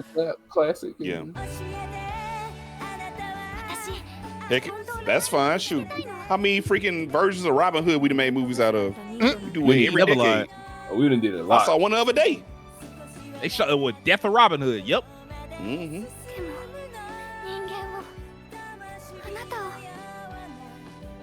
probably watch this based on aesthetic alone. Oh yeah, this is Yeah, the very aesthetic is clearly good. aiming to like old school style anime. Yeah, I would probably watch this based just on the fact of I how wonder if there was an it- adaptation of this like in the 80s or something. I wouldn't be surprised, truthfully. That they're pulling from. Maybe. If it is, I hadn't seen it. But I'm not caught up on. I don't know all of them, so it's possible. Mm-hmm. The Insipid Prince's furtive grab for the throne. I mean, that's a creative name, if nothing else. But furtive. Yeah. The secret, right? I've never heard the word furtive used normally, so I mean, like that's a new one. It's very The rare. secret battle fantasy of the strongest prince who hides his claws. Arnold is a lethargic prince who is ridiculed by the entire empire as an insipid runner. But in fact, he is the most powerful prince with a secret identity as Silver, an SS-grade adventurer who manipulates forbidden ancient magic. The story of the strongest prince who plays the role of an incompetent and the secret struggle for the throne begins. How do y'all feel? Solo Princeton. I'm okay on skipping that. Yeah, I mean the guy who is like overpowered, but the guy who is like on the surface. He's holding. Kind of looks like, weak. Like at but the house, I'm chilling, but outside, I'm killing everything moving. Yeah. I done been there and done that. A Livid Lady's Guide to Getting Even. How I Crushed My Homeland with My Mighty Grimoires. Coming July 6th from Studio Comic. Hey, man, I like the title. Elizabeth Layston, daughter of the influential prime minister, is a picture-perfect lady on the path to becoming the future queen of the kingdom of Haldoria. But her life takes a sudden turn for the worse when her fiancé makes a show out of publicly calling off their engagement. Soon after, he throws her in jail and starts spreading nasty rumors about her. Damn! The encouragement Elizabeth receives from her loyal waiting maid, Muriel, and her inner fury are all she needs to reconsider her goals. Why should she continue devoting herself to a country that doesn't respect her when she can trample over it instead? She will get even with those who wronged her and bring down the damned kingdom. Even if it's the last thing she does. Luckily, Elizabeth is no damsel in distress and has 7 powerful magic grimoires she won't hesitate to use. Get ready because this ruthless lady is out for blood. You know what? Okay. Interesting. It's up to y'all. I ain't super compelled on this one, but it could be interesting, but since we this still is one of the ones I'm gonna check the trailer out on my own because that sounds interesting enough that I want to see her get revenge. Yeah, I mean we still got so much to go through, so I'd say it's fine. Just go on. Dodgeball Danko coming July 6th from Q. Look, man, it ain't got no synopsis, and I'm sorry, but I'm not moved. So we time travel. I don't know. This might be kind of interesting. I travel in sports. Hit the. And I love some sports adapted anime. So don't forget, we already had that bowling anime where we thought it was just straight bowling, and they went back in time. Yeah. Oh yeah, I remember that.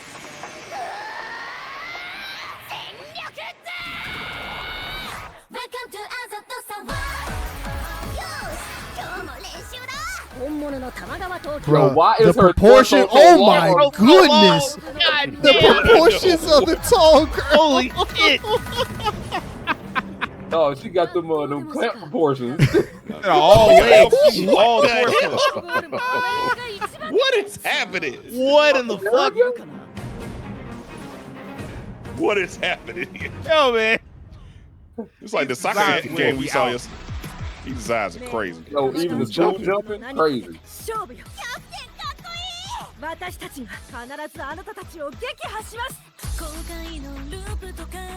Her hair almost went to her shoes. What is happening? Yo, why she got a 12 pack? Why is she so big?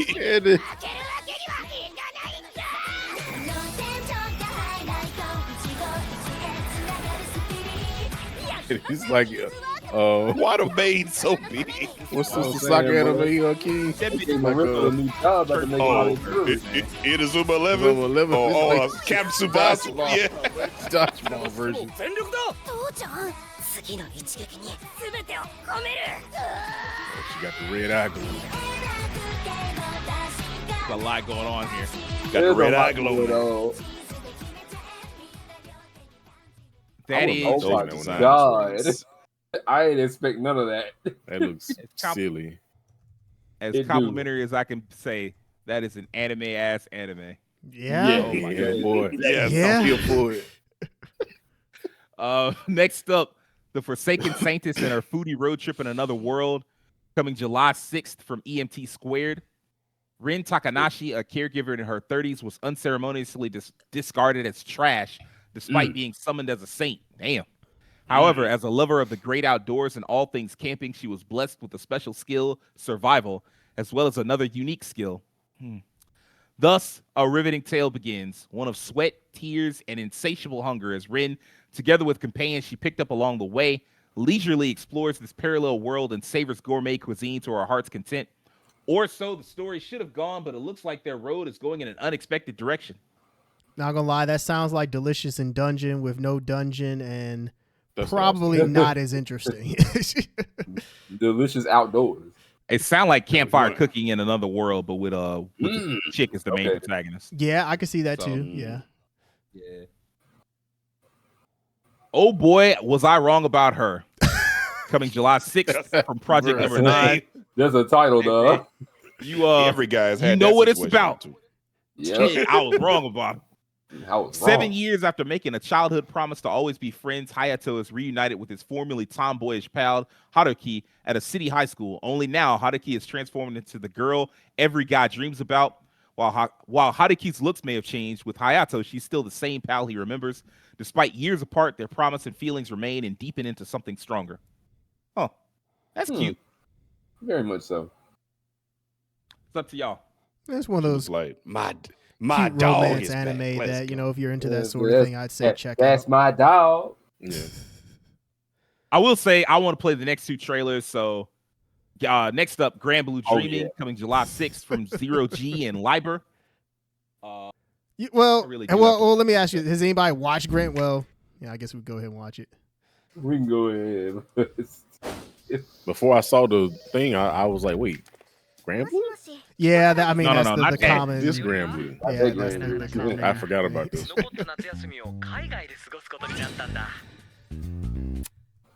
Huh? Uh-oh. 絶対返しませんよ、クソ兄貴。 Oh, he's this nicht to helfen. 何してるの？ The fact that we're getting a season 3 for this, there was a time where I never thought we'd get a season 2, and we got a 2 and a 3 almost. I was thinking the same thing. Like within this, like 1 year after another. That's crazy. ハロー、いってらっしゃい。 Oh. Anime about diving where they really don't do any diving.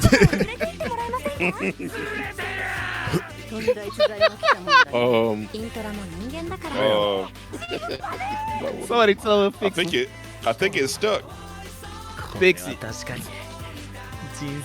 I know this is all subject, but every time I look up and see that they got these bands names out here for these songs, I be dying at some of the names. Because one of them, a few like shows back was called I Don't Like Mondays, and this band's name was called Funky Monkey Babies. So yeah. I'm sorry, I had to point that out because I was just like, dog, what are these band names? Oh man, this next one, boy. Lucky, baby. Been waiting on this for a while. Been waiting on it. Let's get through. Okay. Man, we'll split them in half. Like there's 18 anime left. We'll watch no more than 9. Okay. Just to go ahead and cut it down. Next up, Young Ladies Don't Play Fighting Games. Man, this one has been, like Terrence said, highly anticipated. Yeah. Coming July 7th from Dio Media. Mitsuki Aya has one goal at the elite Kuromi Girls Academy: to become a refined young lady like the school's flawless White Lily, Yoroi Mio. But her image of Mio shatters when Aya accidentally catches her playing fighting games. Turns out the elegant Mio is actually a hardcore gamer, and she wants to duel Aya. The battle and their friendship begins. Let's go. Oh yeah. Yeah, let's go. There it is. Let's go. An iconic image. I better see the FGC watch this religiously. You already know. People in the FGC been shoot that one panel from the manga has been shared like thousands of times. I definitely believe folks will tap in this for this one. Look, they even got the driver's paint splash. This is. Yeah, Street Fighter. This will be huge in Japan. Like, mark my words. Oh yeah, if the FGC over here in the US don't watch no level of anime, they're gonna watch this. The fact that this has Street Fighter 6 in it, like, shoot, people are gonna be all on it.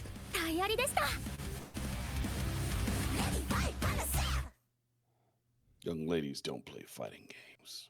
July 7th. They do straight. They That's do play me. Street I'm gonna be watching that. Gonna play some Street Fighter. Yeah. Yeah. We'll mess around and get back into Street Fighter. I Want to Love You Till Your Dying Day. Coming July 7th from Roll 2. Death lurks behind a mysterious orphanage where the children train to become magical weapons of war. This got dark real fast. God damn. What the fuck? That's not what I thought this anime was. Turned into Promised Neverland. That first sentence, do not mix. You see the smoke in the background? I do now. Among them see is Sheena, who longs to stop the fighting and end the conflict. On one gruesome night, Sheena meets a strange girl covered in blood with a smile on her face. The mysterious girl turns out to be a secret weapon, an immortal child soldier named Mimi. When the two become roommates, there is a growing tension and attraction.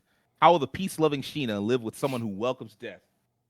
Shit, that's a great question. That's dark. Question. That is dark. That's got potential. Next up, Ghost in the Shell, the real Ghost in the Shell, based on the manga. This is meant to specifically adapt the manga, is what I mean by that. The anime, of course, is still great. Coming July 7th from Science Sorrow. The year is 2029. All right. In near future Japan, you ain't lying, where the world has become highly information intensive, with a vast corporate network covering the planet, electrons and light pulsing through it. But the nation state and ethnic groups still survive. Motoko Kusanagi, a full-body cyborg, leads an elite combat unit, including Bato. While commanding her team, Kusanagi envisions the creation of a specialized task force to preemptively strike against emerging threats. Meanwhile, Daisuke Adamaki of the Ministry of Internal Affairs, who had been planning to establish a similar unit, recruited Kusanagi and her team. Together, they begin operations as Public Security Section 9, an offensive tactical unit known as Shell Squad. As they confront complex cybercrimes and international conspiracies, the existence of a mysterious, unidentified hacker known as the Puppet Master emerges on the horizon of their investigation. What fate awaits Kusanagi? And what is the Puppet Master's true objective? A new era of cyberpunk action begins. Wow. Wasn't the Puppet Master in the standalone Complex series, or was it something else? I'm not sure. I thought that was in the main. Like, I thought the Puppet Master was part of the original TV show. I mean, the original movie. You might be right. That might be what I'm thinking of. I think the main villain in standalone Complex was called something. It was the Laughing Man. That's who it was. The Laughing Man. Yeah, it was Laughing Man.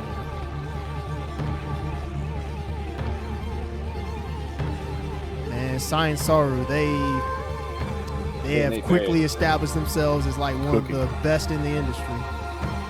Absolutely. So God. Oh, they got in there and said, we're going to make this work at every turn. Okay. They got it.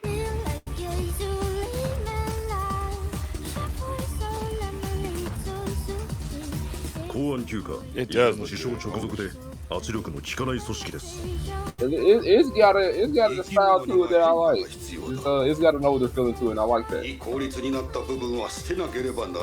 The fact they're doing 2 shows in one season, like, man, they are, and they both look so different from each other. Yeah, and both look high quality too. Yeah, exactly. That's the best part. They look high quality. I think gas. Some of this is down to Science Hour. Like, the Ghost in the Shell was announced a while ago, like 2 or 3 years ago. Yeah. And so it may have just been in production in the background until now. And they were finally like, hey, let's just launch them both at the same time. But yeah, that looks amazing. Cool. I can't wait to check that show out. For sure. We ain't even got to read the description of this one. We just going to watch the trailer. How was the first half of Cour? I liked it. Okay. I like I only watched like the first half of it, but I liked what I saw. The opening was incredible. The first few episodes are amazing. Yoroi-Shinden, Samurai Troopers. And the fact that it's very clearly a sequel. Like, at first I was like, is this just a remake? But then later on you're like, no, it is absolutely a sequel. They said we going. It goes places I did not expect it to go. I will say that. 赤がいないサムライトルーパーなど恐れるに足りん。なんだ何が起きた。サグメ様の使いでやってきた。Interesting how they have very striking outlines. Yeah. サグメ様が人間を見限ったのかもしれない。選ばれし者といえば聞き覚えがあるかな。ラマガ様がどういうことだ。思い出したか。 Oh man. So So I mean, the first season was all based on them trying to gain enough power, them trying to basically unlock their powers. And now obviously we're past that, and it's like, okay, direct fight with the demon world now. Essentially like the first Samurai Troopers, where the first part of the series was them getting together and like figuring out their powers and then going to fight the main bad. 私に力を貸してくれませんか。 Y'all gonna sneak the armor of the Inferno in this? It has been hinted at, so I would not be surprised. Like you have to have it just because it was in the OG, and this is like very clearly paying homage to the OG. So I think they're hinting at it, so I would not be surprised if it shows up. All right, Victoria of Many Faces, coming July 7th from Studio Dean. In an age when spies act behind the scenes in every land, Chloe spends her days successfully carrying out even the most difficult missions due to her unparalleled disguise skills and martial arts abilities. However, after the betrayal of her boss, she suddenly disappears as Chloe plans to redo her life as the ordinary citizen Victoria in the neighboring kingdom of Ashbury, striving for a normal life. However, Victoria's peaceful life is abruptly cut short as she begins to get involved with many people. In this new land, her experiences and abilities from her days as a spy come in far more useful than she ever expected. On the other hand, the second prince and pursuer of the organization, amongst others, take an interest in Victoria's strength, and many shadows close in on the one with all the cards in her hand. That's tough. Yeah, that could be interesting. That could be interesting. I want to play the trailer for the next one though, because this is a legendary shoujo anime that is decades old and is finally getting an adaptation. So Tatsunoko production. Red Ribbon. Oh, Tatsunoko. Yeah, coming July 7th from Tatsunoko Production. Yuri, a teen of the 21st century, has been transported to ancient Anatolia as part of a scheme by the evil Nakia, queen of the Hittites. Suddenly, I feel like I'm reading the Bible. Yeah. Only the intervention of Nakia's stepson, Prince Kale, saved Yuri from the queen's bloodthirsty intentions. As an unintended consequence, the queen of the kingdoms of Anatolia have embraced Yuri as the incarnation of the great war goddess Ishtar. Okay. Great name too, Red River. Man. Yeah. Yeah, you can stop all this happy shit. You finna go to the past. I'd be so pissed if I got time traveled and I ain't get no powers. And not that bullshit that Subaru got. I want some real powers. Give me a return by death. I'm gonna be like, yeah, I ain't going. Bro, literally grabbed her and brought her down like, nah, bitch, come here. Like, nah, you got to go this way. Normal life, never.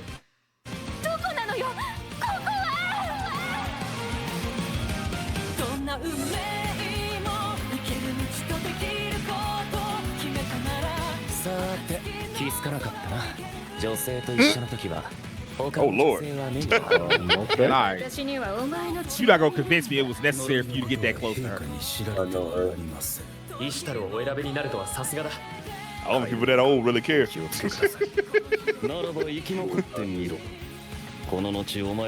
Oh shit. Oh my goodness.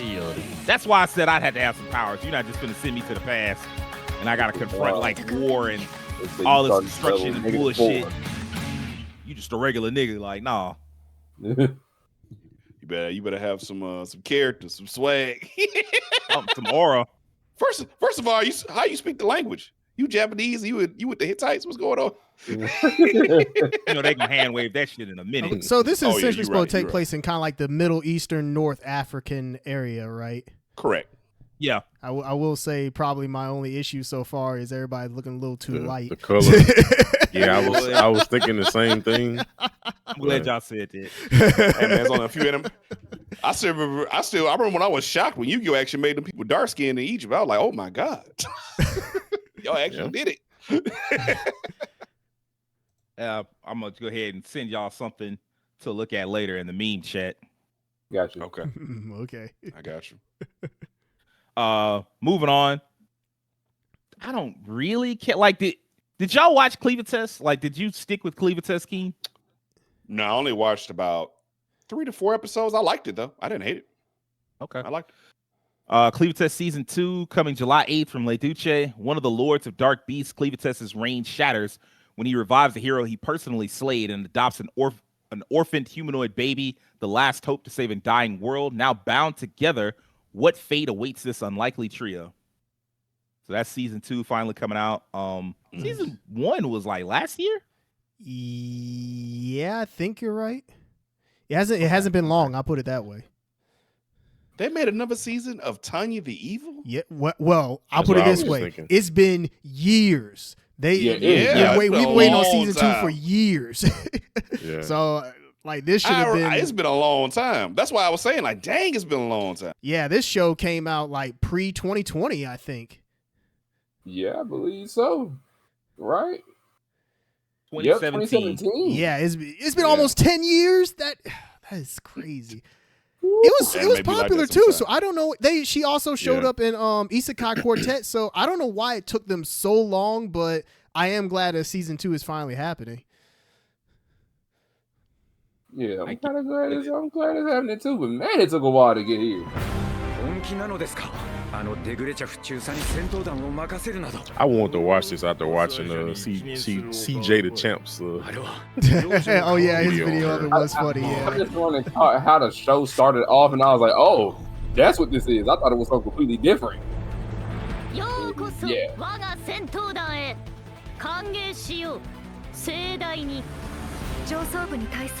Damn, the Mosby. I was about to say her eyes. They were that way in Season 1, so nothing changed. Did you need to take her in every battle because I know she can see the future.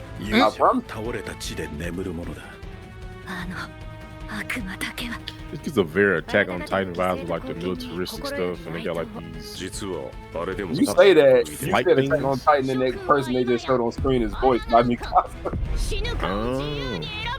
I'll say that they got like this flight gear.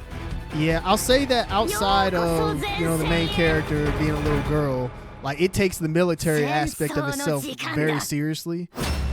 Mm-hmm. But even that looks like Attack on Titan title screen. This is giving me a main character to watch this for real. It's like a old man reincarnated into a little girl's body. Yeah, he was essentially a salary man that was reincarnated. Yeah. He was a salary man, and he had some ugly ways about him before he left. He was a very questionable person. Right. Next up, my stepmother and stepsisters aren't wicked, so like the inverse of Cinderella. Yeah. Coming July 8th from Studio Nuon. Mia is the illegitimate child of a certain prominent family. When her mother dies, she's convinced she knows what awaits her in her new home, a life of servitude and misery at the hands of her wicked stepmother and stepsisters. Yet, when she finally meets the women she expects her to treat her like dirt, they actually end up being sweet. Trailer for this is kind of funny. Not necessarily like if it moves y'all to check it out, we can. It's like a rehash of Cinderella. Yeah, like the inverse, basically. Oh, okay. That's not too bad. That cat looks hilarious. He chill, I can tell you that. Caswell taking care of I am excited to get back to Trapped in a Dating Sim. The world of Ultimate Games is tough for Mob Season 2. Coming July 8th from Studio Anji. Selfish office worker Leon has a problem. He's just been thrust into an ultimate world where men are treated as little more than animals. Competing for the attention of women against other handsome suitors is not his idea of fun, especially when all he wants is to relax. Okay, fine. He'll play their little game, even start a revolution, if that's what it takes for him to get some peace and quiet. Man, that description is kind of inaccurate. That description sounds like every red pill guy's like secret fantasy of the world. That's what it sounds. It does give off those vibes. Like you want to have some peace and quiet. You got to grind. You got to make more money. You got to work long hours. You got to get in there, man. Wake up at 5 a.m. Throw some water on your face. Even though the show's not like that, just the thought of it makes me want to like not watch it. Yeah, now that shit King was talking about, somebody tell me that, bro. I got to put him in the sleeper hole. They can't be talking to me like that. That's season 2, right? Yeah.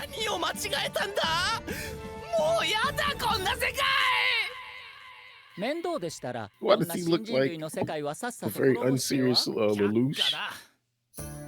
Because that's what he is. Like, the gimmick is that he was reincarnated as like a mob, like an NPC.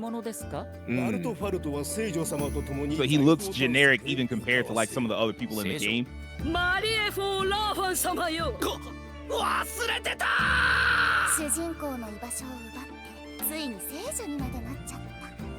The Saints in these recent shows.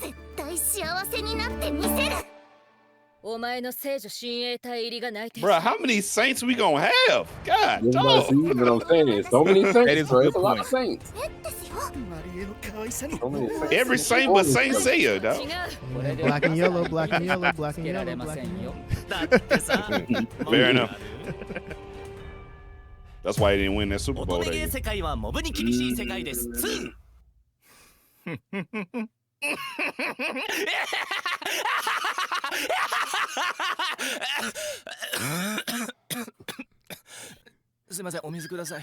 I'm actually glad they did that. To be cool, and it was like, wait a minute, it's water. That part of that I was like, is he cracking up? Bro, said, I need some H2O. That boy Oh, said, he needs some milk. You need some milk. He needs some milk. From Country Bumpkin to Master Swordsman. Keem, you watched some of this. Did you stick with it? I didn't watch any of this. I never watched this one. Oh, wait, I'm lying. Yeah. I'm lying. Damn, it was so forgettable. He forgot he watched it. Hey, I didn't watch this. I don't know what this is. I've never seen it set up in a day. I don't even know what this is. I'm lying. I was thinking about that's the problem with all these swordsman anime. I was thinking about the one with the old retired swordsman. That's what I was came thinking back. about, Key. Yeah. That's not the same. It was all right. I didn't stick with it. Okay, we can keep moving there. Coming out July 8th, Thunder 3. With no studio announced. That's I'm gonna say, is the studio called TBA or is the studio actually what I'm TBA? saying. What the fuck? It's Netflix. Maybe Netflix produced it. They paid for it, I'm sure, but they had to go hire a studio. Like, who the fuck y'all hired? To be announced. Three ordinary schoolboys come into possession of a DVD that supposedly opens a gateway to a parallel universe. But when their backs are turned, Pyantaro's little sister Futaba passes through and gets kidnapped by the aliens that have overrun that version of Earth. Oh, wow. Discovering that their cartoonish bodies make them supermen in the hyper-realistic parallel universe, the boys set out to rescue Futaba. Interesting. Yeah, I was just gonna say I want to see how this looks. Yeah, this. So they say parallel universe and like cartoonish bodies. Oh. What the?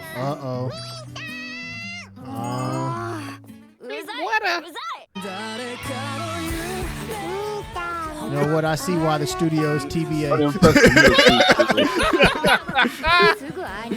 Studio little kid in his room. All right, what does it look like when they go to the other world? That's what I want to see. That's the gimmick. Yeah. That boy was hoping for a love letter. Why are y'all all identical? These people are so creative. She may be annoying. 僕らなら双葉ちゃんを取り戻せるかも。サンダー3。あれ、お母さんパンツないよ。もう、お母さん双葉が。That is the worst possible trailer for the description. God damn, like you ain't show us shit. Yeah. Watch out, hoping man. for some type of cool Yoko type thing where they go to art ass, animation ass, story ass. Studio to be announced. Yeah, exactly. Studio doesn't exist. Tomb Raider King, aka not Solo Level. Not to be confused. Yeah, coming July Totally 8th distinct. from Studio EEK. Studio Mysterious tombs appeared all over the world one day, each containing a relic which grants its owners supernatural abilities. Ju Hyun-soo is a tomb explorer. I'm sorry if I mispronounced that. I'm not as good with Korean as I am with Japanese. As a tomb explorer, excavator, and raider. Betrayed by his employer, he's about to die at the hands of a powerful new relic when he suddenly finds himself 15 years in the past, before any relics or tombs made their debut. Driven by feelings of revenge, how will Ju Hyun use his knowledge of the future to become the Tomb Raider King? Tomb Raider King. I'm not moved to check this out, but I will check it out for y'all if y'all want. Remember the trailer was good from the first one I saw. Yeah, I am curious to see because it just looks so similar, but I'm. It's the character. It's the main character. Could y'all make him look like? I mean, make no mistake. This was definitely during that era where once there's solo a lot leveling of took off, like he even man, got a broken. there was a plethora of copycats after. He's even got a broken sword. Okay. There was a ton of these. This is Korea's version of Isekai, essentially. Yep. Yeah. やはりいい腕をしている。私の元に来い。考える時間がもう少し必要か？贋作を渡すんだよ。死にたくない。 Get that Toriko face. 異物に何をした？ようこそ合力。 Maybe there's better character writing in this than Solo Leveling, because that ain't got no character writing. It's just send except for some the main character, that's about it. farming every episode. 今度は何があっても部下を死なせたりしない。今ここで蹴りをつけさせてもらおう。俺も力を貸しますから。 I mean, they give him the same literally the outfits are the same and everything. That is what they wear over there, man. What you mean? No, them the same outfits so you. That's what they wear over there, man. Same black and beard pants with the Air Force. If I'm not mistaken, the manhwa might be produced by the same company too. Could have art styles or something, I think. I'm sure. Okay. So let's go ahead and speed run these last couple. Mebius Dust, coming July 9th from Doga Kobo. This is a winner of some kids game competition. Araki, Stella, and Olga are ordinary high schoolers living in a city shaped by the mysterious Mebius dust. Between gaming, bathhouse trips, and quiet walks home, their days pass peacefully, yet their strange technology and rising unrest begin to quietly distort their everyday lives. Strategy game? Apparently. Hanaori-san still wants to fight in the next life. Coming July 11th from Light Films. Once the Demon King, now a shut-in NEET, Ryusei Narukami's second life is anything but peaceful. When Meteor Hanaori, the hero who once defeated him, suddenly returns as a normal high school girl, his world is thrown into chaos. Determined to change, Ryusei re-enters society as a teacher and ends up teaching at her school. Their explosive reunion reignites the past and sparks an unexpected love. What? That's That's he's a teacher and she's a school student. That's The hero and villain get reincarnated as lovers and as a teacher and school student. Interesting. Sure. I didn't need that, but somebody might. Though I am an inept villainous. Coming July 12th from Doga Koba. As maidens from the 5 clans battle for the crown prince's heart, jealous Keigetsu uses forbidden magic to swap bodies with the beloved Reirin. Switching places does not guarantee happiness for Keigetsu, with her new body's ill health leaving her hanging on the verge of death. Meanwhile, Reirin, now wearing the face of a scorned outcast, must answer for Keigetsu's crimes in a dangerous trial. The unlikely pair becomes increasingly entangled in each other's lives, and they will need to work together to survive after discovering the dark conspiracies brewing beneath the palace's genial surface. To confront the deadly threats lurking in the shadows, Reirin must embrace her new identity and defy their expectations of the court's inept villainess. Okay. That's kind of cute. Could be interesting. I saw the trailer at that point. I did kind of like that. And of course, we've got the last 2 big anime coming out. First, the last season of Bleach, 1,000 Year Blood War. Look, man, I don't have to read the description. What we're just gonna do we is know. go ahead and play the trailer. So is this the last part of it? It's so right. Yes. Okay. It's the last part. This season 4, last season. Okay. Wow. We got a good run on this last arc, man. 4 seasons. Shoot, we definitely have.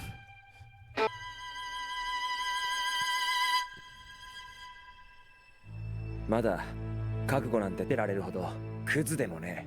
僕は死神を憎む。俺はやってるのにそれ以上の理由は必要ない。ったんだよ。ただ俺の2人とも同じ人を好きになる。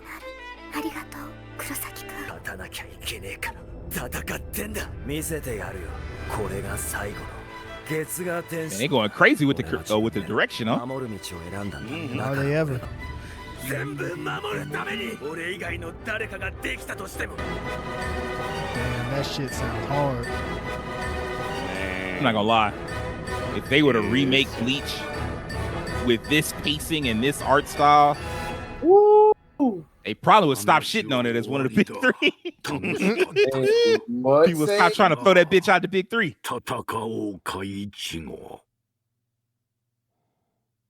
Okay. Oh man. Oh yeah. That was tough. My body. End of an era, man.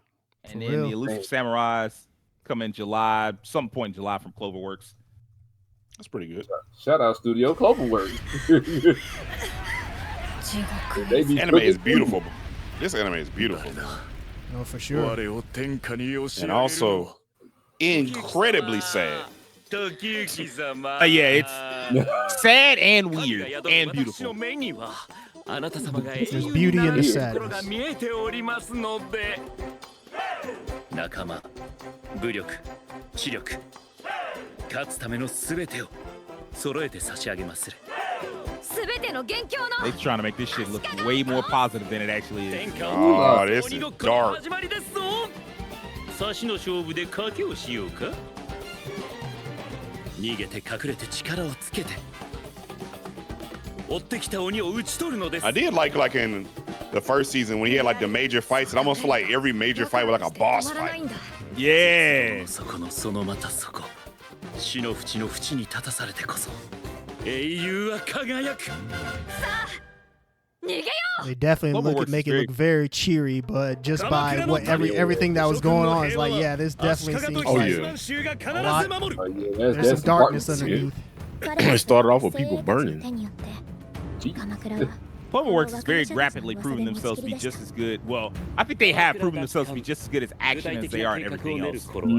Yeah, I can agree with that. Between this and Windbreaker. Yeah.